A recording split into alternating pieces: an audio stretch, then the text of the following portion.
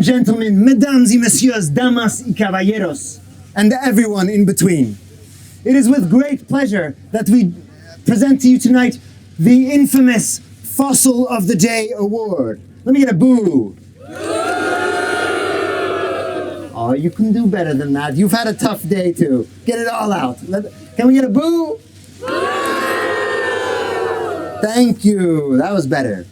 And for those of you who don't know, the Fossil of the Day Award is given out each day to the country that is the best at being the worst, that does the most to do the least, and who tries in every comma, bracket, side event, bilateral meeting to make sure we do not reach a fair, just, and binding climate agreement. Boo.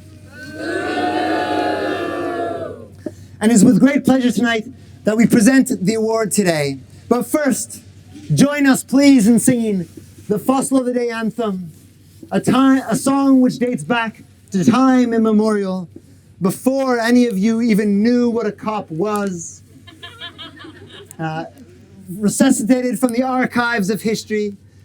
Will you please join with me in singing today? Let's get it warmed up, everybody. Yeah? Ready? We're feeling good? How are we doing? Can we have the song sheet? Is this? Perfect. Come a bit closer. You know, don't be afraid. Okay. So, everybody, are we ready? Yes. Maestro, if you please. Of the day, fossil of the day. Who is bad? Who is worse? Fossil of the day. Fossil of the day. All the shame, all the blame. Fossil of the day. Thank you. And tonight, as most nights, we have a very special award to give out today. Because we need to remember that for all of the meetings we've been in, there's also space outside the meetings that is very important too. Because at COPS, it's not just what happens inside the meetings, it's what happens outside. As some of you who probably haven't even been to a meeting yet probably know. There's a lot of other things going on. And especially, that's important this year when often NGOs and civil society don't actually fit in the meeting rooms and there's no overflow room provided, so we don't have a lot of other choices. But this is a very important, what happens outside COP is a very important part of COP. And man, there have been some great marches. Have you guys ever been to any of the big COP marches that tend to happen in the middle weekend? I mean, in Copenhagen, we marched for hours. It was freezing. In Cancun, we marched until the police set up that giant wall that we couldn't get through. And in Madrid, there were 500,000 people on the street. In Katowice, there were maybe that many cops. And in Paris, there was a mass nonviolent direct action with thousands of people, risking arrest for climate justice. In Lima, there was a giant march, but no one seemed to tell the police, so there were no roads closed. So we were just kind of walking through traffic, which was... we stopped cars, but I don't know if we reduced the emissions because they didn't turn off. And in Durban, we saw some of the best singing and dancing that I've ever seen in a march in my whole life. And even in Marrakesh, there was enough civil society space to have not just one march, but we could still have the counter march of the one side that kind of was against the other side that organized the main march. So there was plenty of space this year. So I'm really looking forward to the big march this year. Anybody know where it's going to be? Yes. What? Oh, okay. Okay, I guess. Okay. But maybe we can go do something over there in the middle of the desert where no one will see us. Maybe that's where it's going to be? I don't know. And those marches are important because we have to let off some steam after these intense days of COPs. They can be tough. And especially this one is very tough, unless you're trying to lose weight. And then it's actually a really great COP.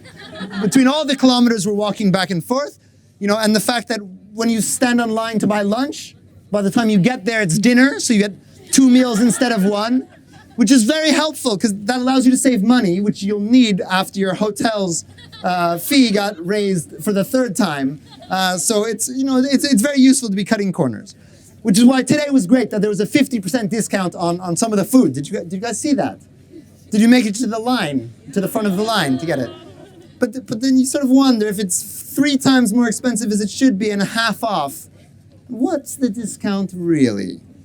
And especially, a great benefit here is, all the water fountains are empty, which is fantastic because think of the hours we save by not having to wait on those lines for bathrooms. And especially you ladies, I understand with great sympathy what you're going through when you're standing on those lines. Because, let's be honest here, peeing is a basic human right enshrined in the UN. Well, okay, maybe not, but it could be and should be. So, ladies, if you rise up, we will rise up with you. Because free speech and dissent are incredibly important parts of civil society. And without free speech and basic human rights, there cannot be climate justice. Climate justice and basic human rights are universal, that apply to everybody.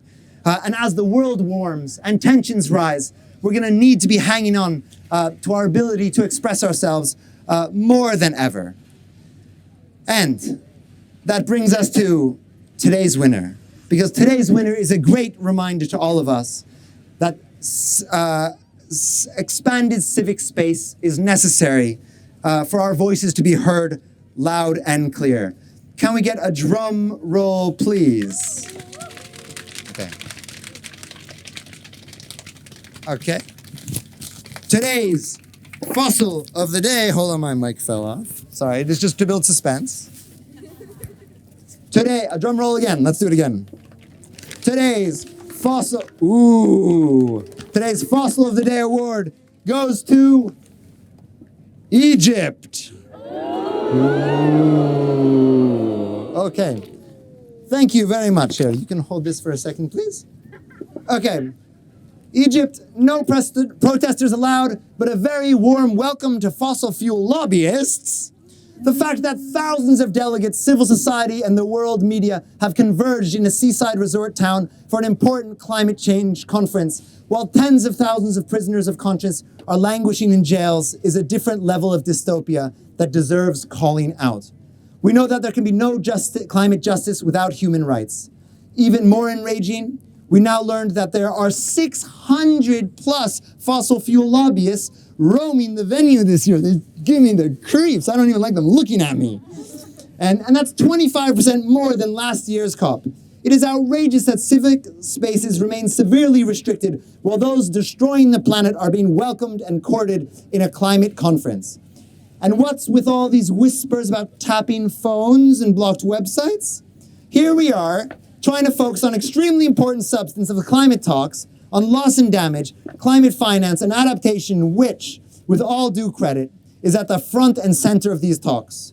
We'd be happier without having to worry about if the official COP27 app is listening to us, or bumping into security personnel around every corner, or having them barge into closed meetings unannounced, and in some cases even disrupting meetings and having to be escorted out by UN security.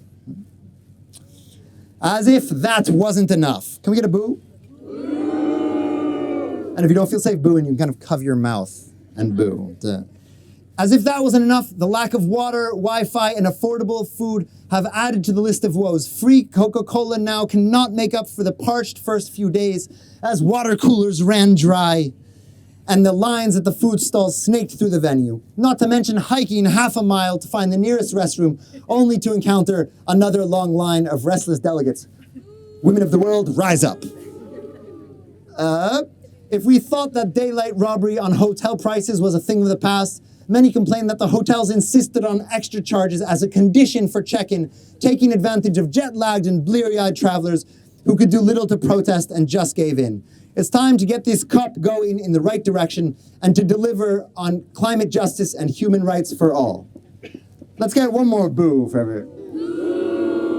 Is there anyone that could come up and accept this award? No, there's not. There's not. No one can safely come up and accept this award. So I'd invite us all to just have a few moments of silence to think about all of the people whose voices are not being heard right now.